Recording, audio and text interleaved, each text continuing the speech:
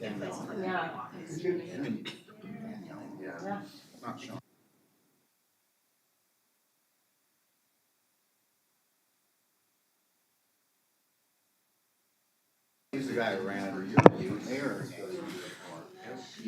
Good afternoon, everyone.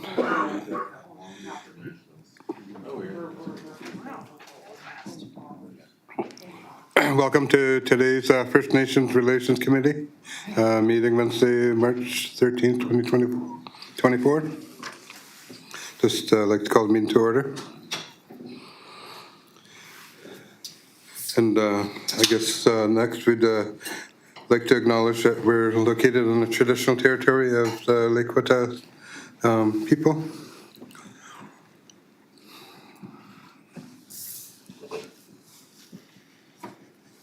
And then moving on to D, the adoption of the public agenda. So moved. Second. Moved and seconded.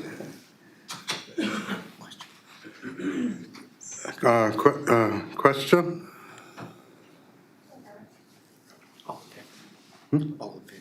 All in favor? Any opposed? Seeing none, motion carried.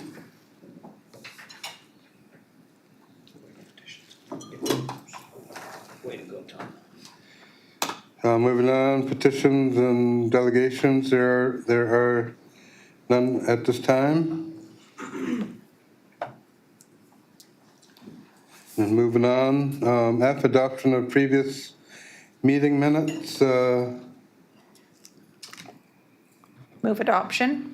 Second. Second. Moved and seconded. All in favor? Opposed? Seeing none, motion's carried. G, business arising from the minutes. Following the adoption of previous meeting minutes, Chair will provide.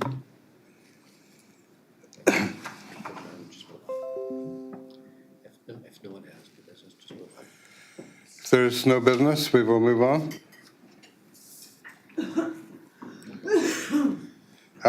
Moving on to staff reports. I will move that the report from the CAO be received on the Indigenous Engagement and Emergency and Disaster Management Act report. Thank you. Moved and seconded. And Mr. Chair, I think Renee will speak to this. Good afternoon, directors.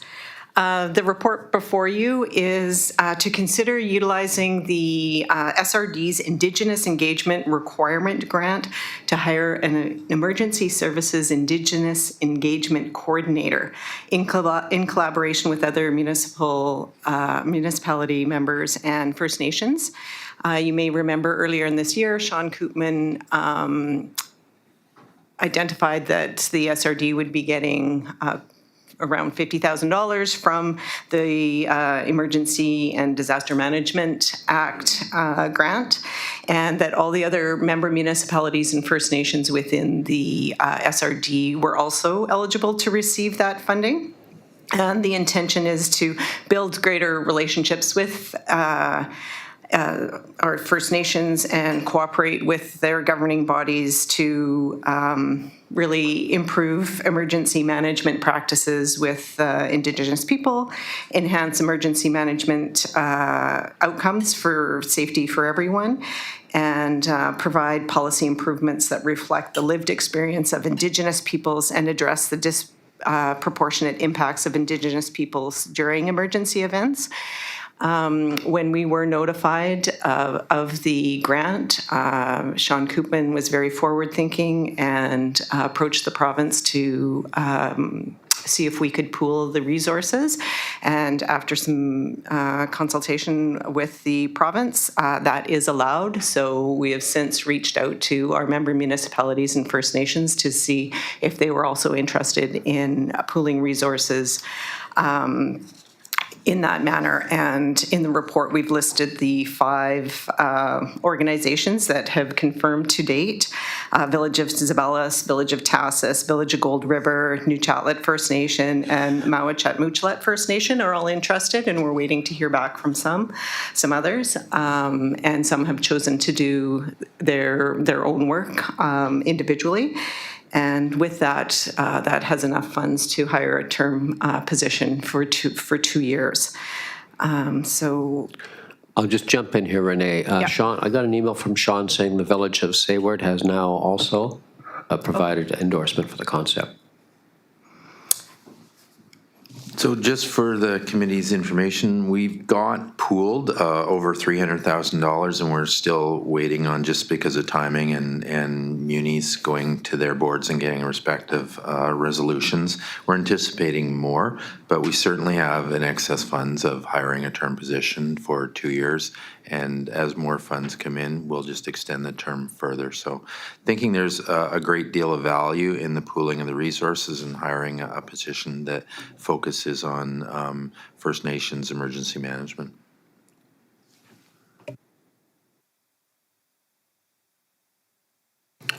Just a question through the chair to staff is, so will the person who is hired be reaching out to the other municipalities that don't tend, this will be kind of a sub-service kind of role, and we'll be reaching out to the other municipalities who don't for consistency and fluidity of the process and the projects? Yeah, in a word, yes. So you get a little bit of money for each regional district and municipality, and individually you're not going to be able to do a lot. There's a ton of redundancy. So yeah, we'll pool all those resources, have that person focus on providing the services consistently to all the municipalities in the regional district as a whole. And if I may follow up, just to thank Protector Services Manager Koopman for being forward-thinking. This is, these things are really good ideas, especially, municipality as small as ours, which we do work on emergency services on a kind of sub-regional level anyways, and always appreciate his support. But there are things like this that come along that we just do not have the capacity, or the funding amount is so small that the actual deliverables are quite limited. So thank him for that.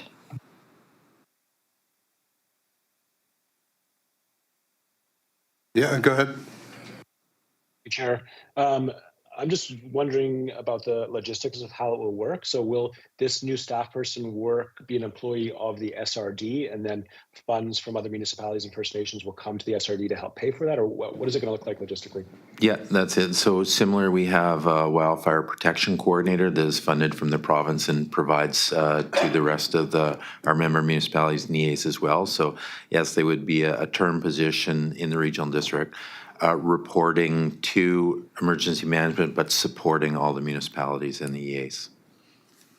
And then the other municipalities will send funding to the SRD to help pay for it? Is that Yeah, so everyone got between, I think, $45,000 and $60,000. And so we're getting commitments from those municipalities to send their funding towards us. So again, we're over 300,000. We'll likely get more. And yeah, the funds will come here, and that's how we'll pay for the position. So it's fully funded. Great, thank you. Thank you. I was just curious, I noticed the report talks about a 2-year position with no additional funding required. And that's based on the list of municipalities and nations who have already contributed. So if other ones jump in, then does the position extend longer, or is there more staffing for that 2-year position? What we'll likely do is extend the term. So what would be nice to envision this is we pool our resources.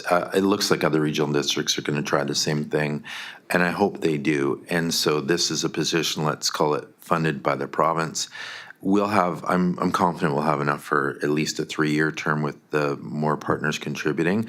And then when those funds expire, we'll go to the province and say, extend the funding for a further amount of time because I think they'll see the value in providing the service there. But for ourselves, yes, we'll just extend the terms for the amount of money we have. It's likely we have enough for 3 years.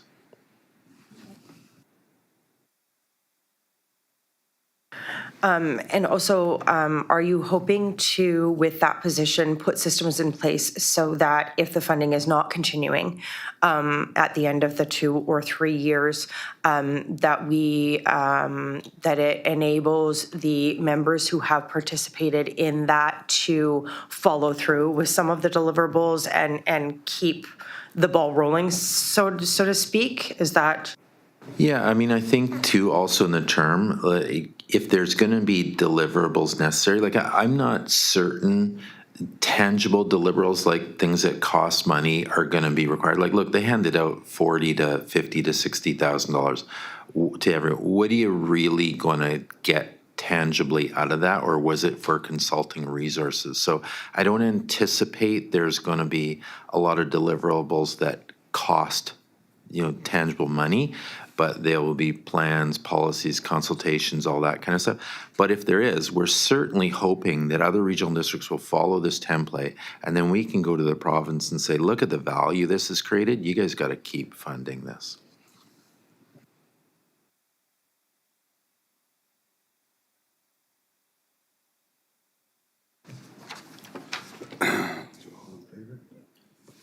All in favor? Opposed? Seeing none, motion is carried. Thank you. I would move B then, that the committee recommend that the regional district support utilizing the pooled funding from the Indigenous Engagement Requirement Grants to hire an emergency services Indigenous engagement coordinator in collaboration with other municipal and First Nation entities. Second. Thank you. Moved and seconded. Any discussion? All in favor? Opposed? Motion carried.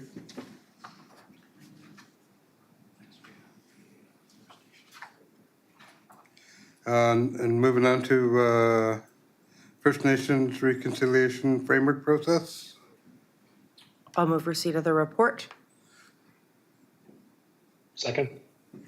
And Moved Mr. and Chair, seconded. I Thank you. believe Asli will speak to this.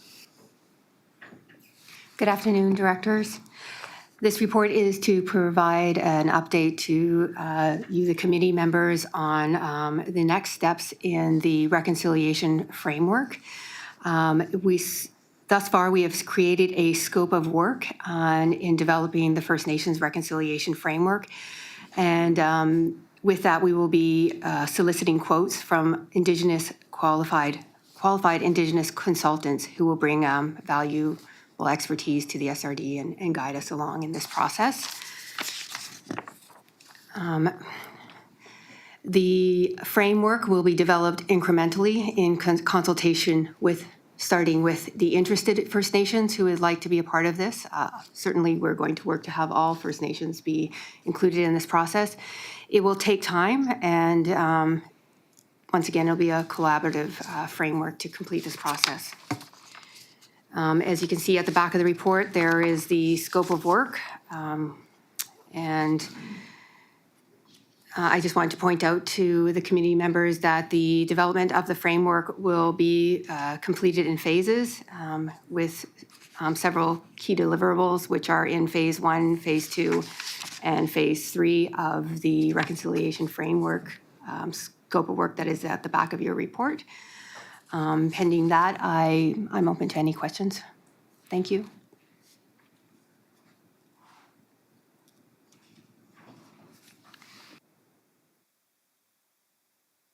I have a question, Chair.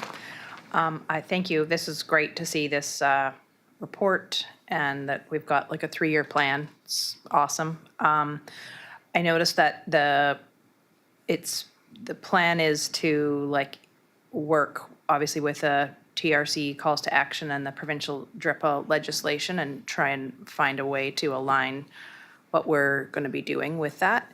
And I was curious if there had been consideration for including the memorandum from the BC Indian Chiefs that came to the First Nations Committee a few months ago. It was a report that they had requested based on what local governments can do to the steps that and the places that local governments can work on the calls to action and the Declaration of the Rights of Indigenous People. So I'm curious if that report will be considered in this framework. Yes, thank you, Director Mawhinney. We do have an accumulation of information that has been given to us, and certainly the report that you presented to the First Nation Relations Committee will be presented to the consultant. Certainly, I will need to read it through thoroughly once again and take the actions out of that. And I certainly would invite into a discussion with you to piece the parts that you find extremely important, certainly all of it. But yes, we do have a grouping and a folder of all that information. Thank you.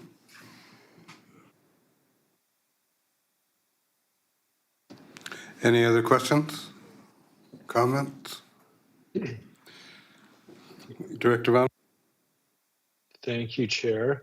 I notice on page 1 of the scope of work, in the first paragraph, it states that the act being UNDRIPA and British Columbia's Declaration on the Rights of Indigenous Peoples, DRIPA, provide a framework for reconciliation. So I'm wondering, my question here is, do we need to go back and consult further, given that we already have things in our hands that are saying, here's a framework, and that we can work from? I'm just wondering, I'm concerned that I think for the most part, Indigenous people and certainly Indigenous leadership have really made it clear what they're asking for, and what they're asking for governments to do, and that DRIPA and UNDRIP really make that clear. And then, the report states here that those things do provide a framework for reconciliation. I'm wondering if there's a way that we can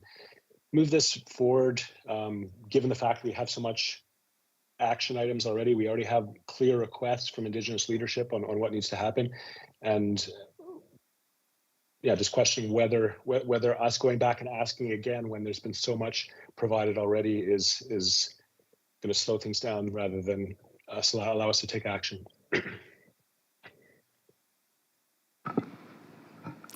Good afternoon again. The DRIPA is the province's action plan for themselves to for all of their ministries and departments to implement. And so their framework wouldn't necessarily apply to us as a local government. So the framework that we're working on will be in alignment with DRIPA. However, it'll be really the items that are within local government's authority to implement. And so some of them may be a repeat, and we're working on a number of those. We're not going to stop doing the work that we're doing right now, so I don't believe that it's going to stall. We're going to, in parallel with the development of our own framework, still apply where we can the truth and reconciliation calls to action and other items that are in UNDRIP and DRIPA. Does that help? Yeah, it does. I'm just worried that there has been so much work over the last 5 years at least in Canada and in BC, asking Indigenous people what does reconciliation look like? What are you asking us to do? And that we've been given clear things to do, and now we're going back and saying, hey, what do you want us to do again? And I'm just I recognize that the consultation is important, but I'm wondering if we can start to implement some things based on recommendations and consulting that's already been done.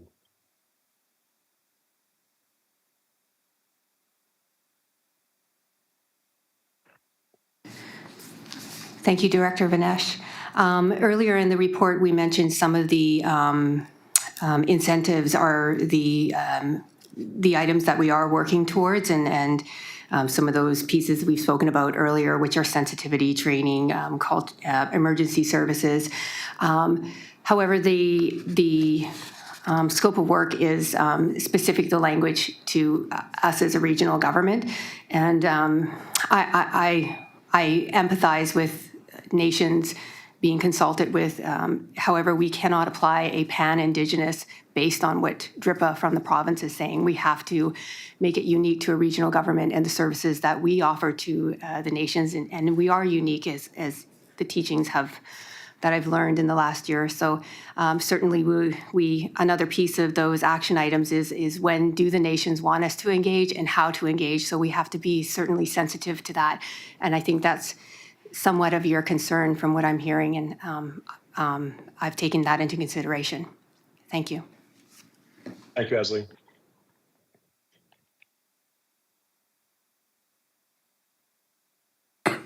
Motion to receipt on the floor. All in favor? Opposed, if any? Motion carried. Thank you.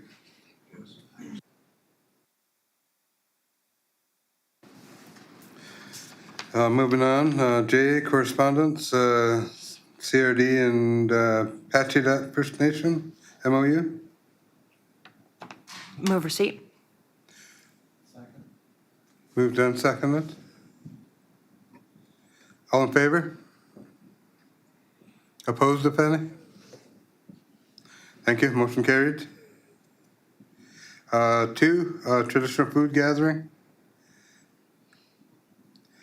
That the February 8, 2024 news release from Island Coastal Economic Trust regarding the traditional food gathering event between 14 Nuu-Chah-Nulth First Nations and nearby communities regarding Indigenous food sovereignty and security opportunities to be received.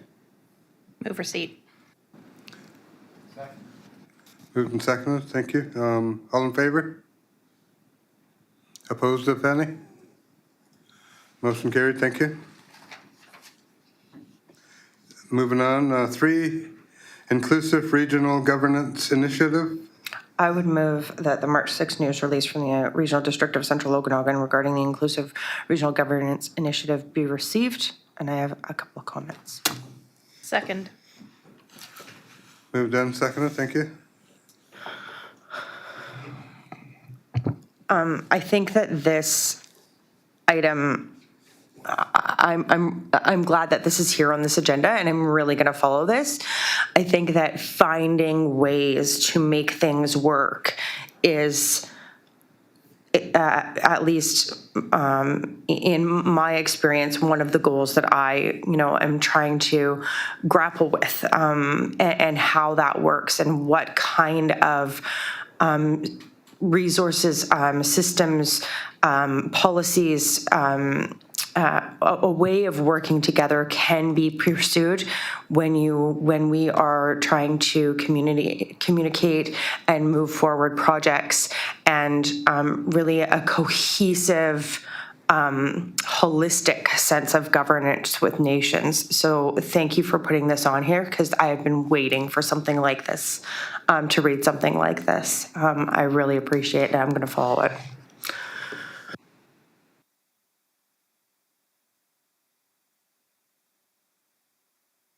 I agree, Julie. I thought, or Director Colburn.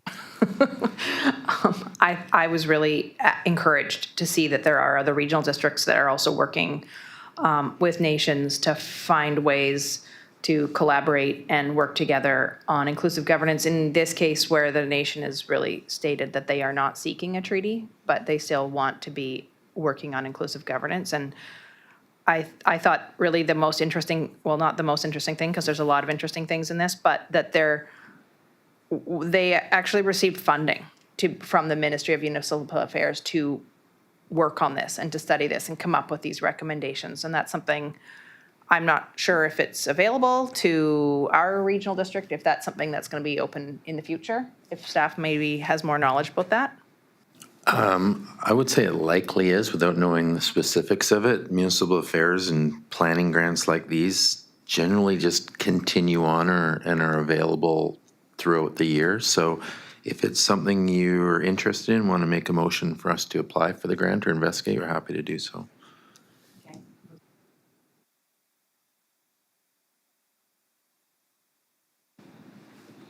Director Vanish?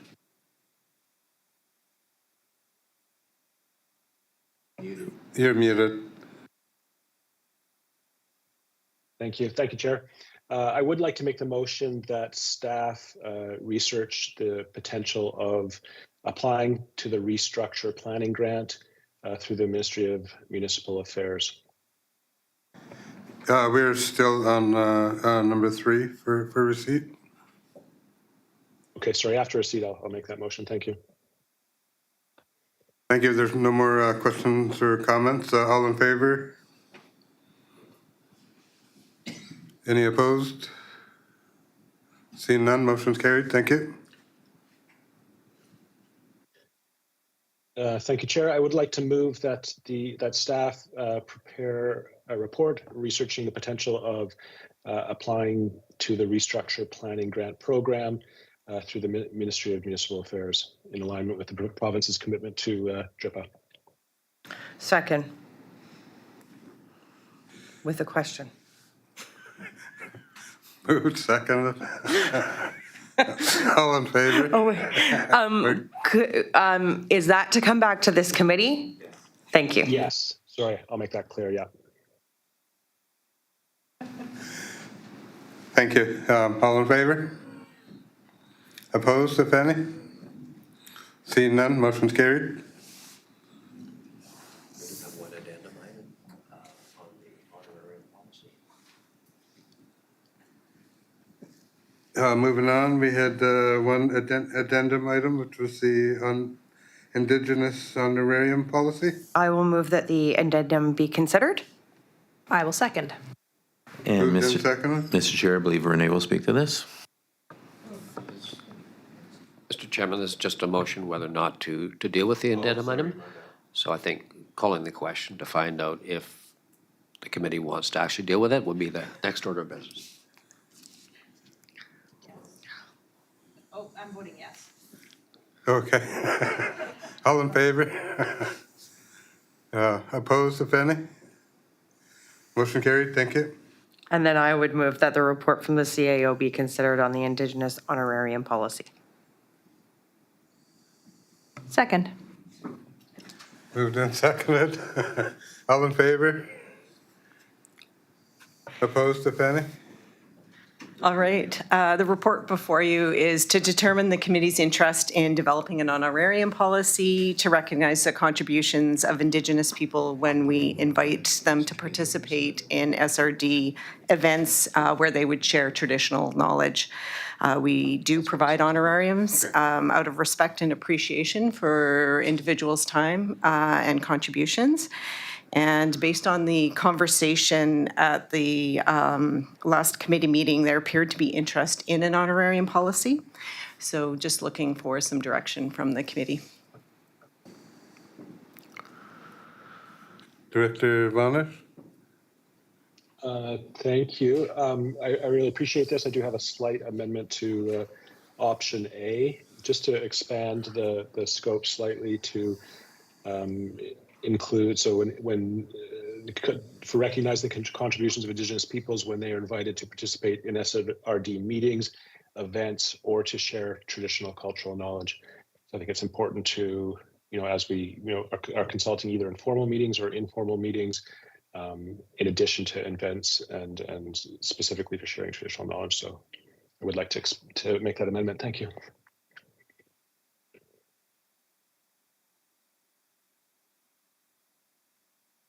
So I'm assuming Director Van Esch, you're making that motion, is that correct, or no? Yes, I am. Thank you. I can second that. Thank you. She seconded. Moved and seconded. All in favor? Opposed, if any? All in favor? Oh, sorry. Motion carried. Thank you. That's it for the agenda. That's it for the agenda.